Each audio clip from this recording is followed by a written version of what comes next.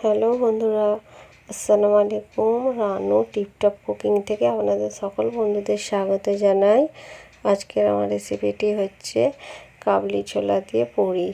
তো কাবলি ছোলা তো কার না ভালো লাগে, আশা করি সকলেরই ভালো লাগে, কারণ আমার তো খুবই ভালো লাগে।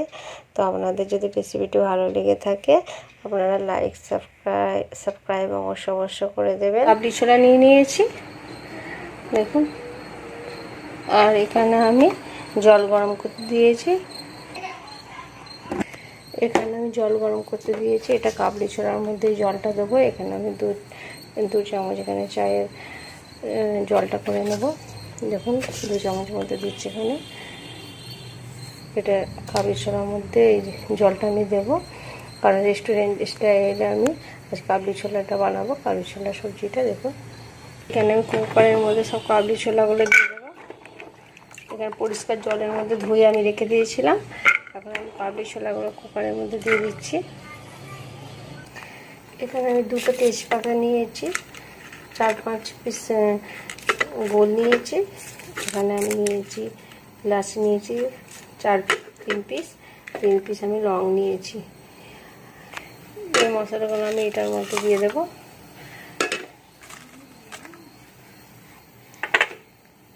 এটা সোডা, খাবার সোডা আমি অল্প পরিমাণ নিয়েছি, দিয়ে দেবো এর মধ্যে।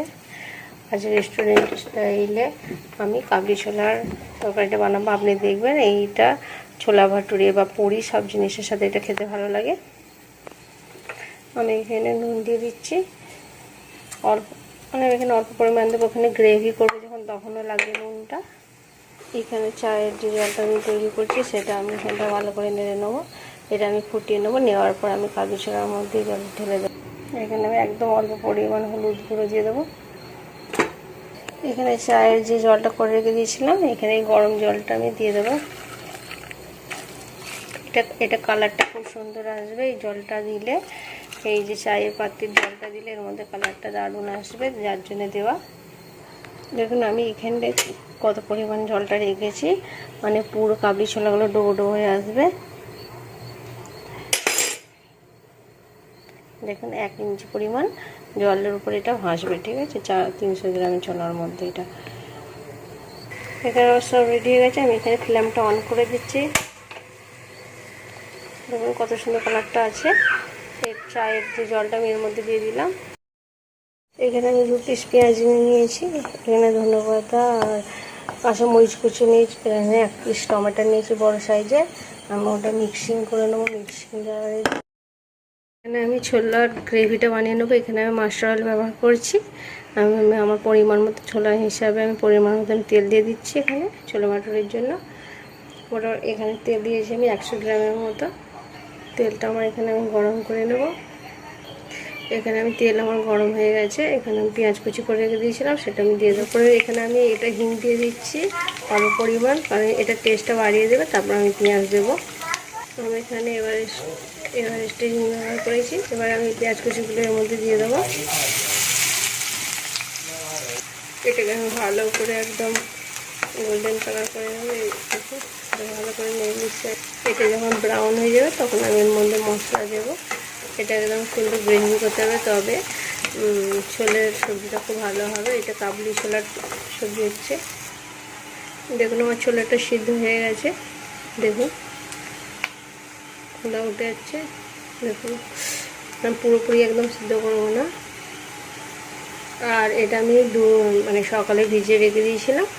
সন্ধ্যার সময় করছি। এটা 5-6 ঘন্টা ভিজিয়ে রেখে দিয়েছিলাম আমি।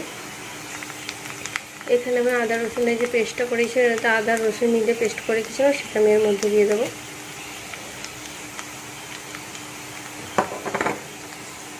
এটাকে আমি ভালো করে ভেজে নেবো পেঁয়াজের উপরে দিয়ে। এখানে আমি 2 টেবিল চামচ হলুদ গুঁড়ো, 2 টেবিল চামচ কাশ্মীরি লঙ্কা গুঁড়ো, আর এখানে আমি ধনে গুঁড়ো 1 টেবিল চামচ, আর জিরে গুঁড়ো 1 টেবিল চামচ, আর নুন পরিমাণ মতো, কারণ আমি ওইখানে কাবলিতে নুন দিয়েছিলাম ছোলার মধ্যে। তো এখানে আমি অল্প পরিমাণ নুন নিয়েছি। এখানে এই পেঁয়াজটা আমার কালার এসে গেছে। এবার আমি এই মশলাটা পেঁয়াজের মধ্যে দিয়ে দেবো। দিয়ে এটাকে আমি ভালো করে একটু নেড়ে নেবো। এখানে আমি টমেটোর যে জুসটা বানিয়ে রেখেছিলাম সেটা আমি এর মধ্যে গ্রেভির মধ্যে দিয়ে দিচ্ছি।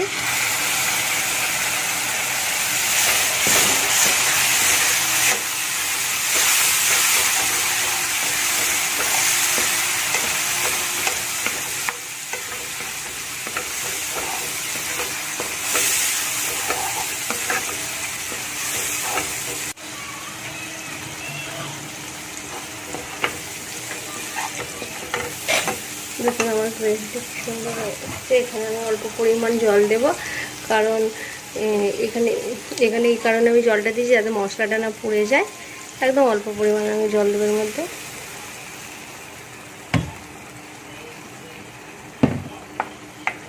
দেখুন এটা গ্রেভিটা আমি বানিয়ে নেবো। এটার মেন হচ্ছে গ্রেভিটা যদি আমি সুন্দর বানাতে পারি তবে আমার ছোলেটা ভালো লাগবে। তো গ্রেভিটা আমি বানিয়ে নেবো। দেখুন আমার গ্রেভির মধ্যে তেল ছেড়ে দিয়েছে।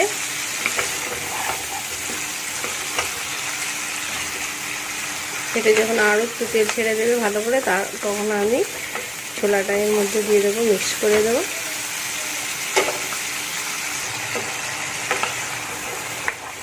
দেখুন আমার গ্রেভিটা একটু দারুণ হয়েছে। জল সঙ্গে দেখুন জল সঙ্গে মিলিয়ে দেবো। এটাকে আমি ভালো করে একটু কষে নেবো।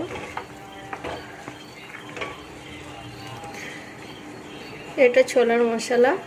এটা হচ্ছে এটা আমি এখানে লং দিয়েছি আর জিরা ধনে মিক্স করে এটাকে ভেজে মিক্স করে আমি বানিয়েছিলাম। আপনারা যদি বলেন আমি কমেন্টে বলে দেবো। তো এটা আমি এই ছোলার মধ্যেই মশলাটা দিয়ে দিচ্ছি, ছোলার মশলাটা। এটা আমি গরম মশলা দিয়ে দিচ্ছি এর মধ্যে অল্প, একদম অল্প, কারণ আমি এতে গোটা মশলা দিয়েছি, গোটা গরম মশলা। কাঁচামরিচগুলো আমি এর মধ্যে দিয়ে দেবো। আর এখানে আমি ধনে পাতা কুচি রেখেছিলাম, সেটা আমি দিয়ে দিচ্ছি।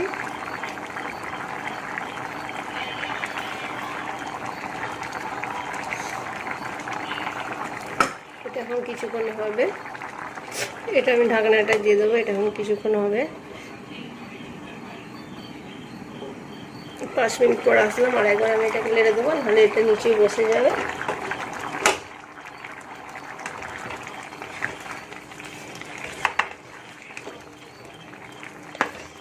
এখন কি দারুণ একটা কালার এসেছে বন্ধু। এটা এখনও হবে। এটা মোটামুটি এখনও 10 মিনিট হবে।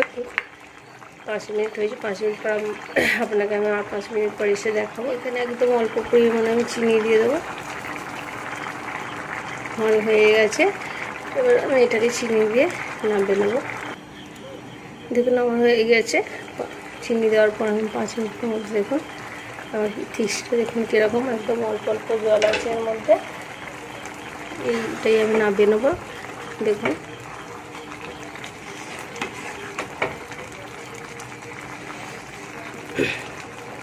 হয়ে গেছে।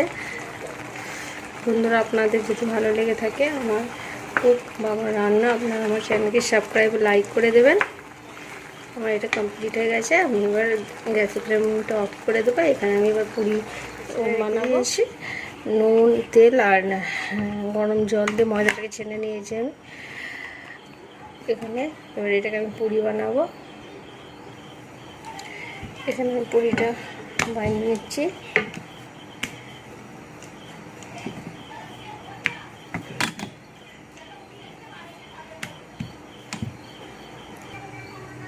তেল আমার গরম হয়ে গেছে। এখানে আমি পুরিটা ছেড়ে দিচ্ছি।